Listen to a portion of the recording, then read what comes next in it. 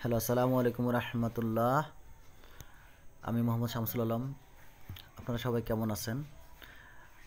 আজকে আপনাদের সামনে নিয়ে আসছি একটা নতুন ভিডিও, যেটা হচ্ছে যে রাঙ্গামাটি জেলার বরকল উপজেলার সুবলং ইউনিয়ন।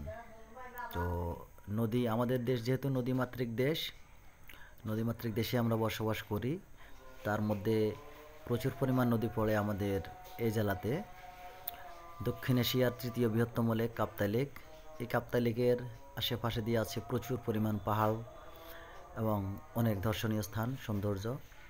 আপনারা দেখতে পাচ্ছেন এখন আমরা যে জায়গাটিতে অবস্থান করতেছি, এই পাহাড়ের কুল ঘেঁষে দেখা যাবে এখন যে সুবলং ঝর্ণার পয়েন্ট।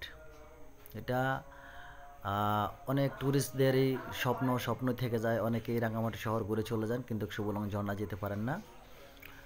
তো আপনাদেরকে এখন দেখাবো, এই যে সামনে আসছে, দেখেন এই স্থানটাই হলো সুবলং ঝর্ণার পয়েন্ট।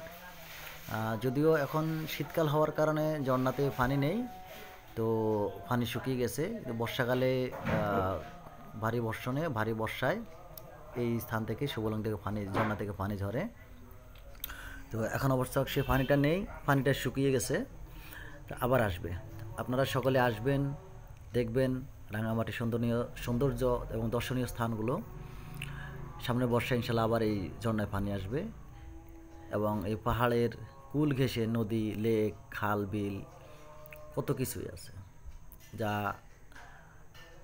দর্শনার্থীরা ইচ্ছে করলে সেখানে যেতে পারে না। এখানে যাওয়া যাবে রাঙামাটি শহর থেকে যে কোনো একটা boat, launch, speed boat reserve করে নিয়ে বলতে হবে সুবলং, এই সুবলং ঝর্ণার পয়েন্ট। এই বোটটা ওদিকে যাচ্ছে,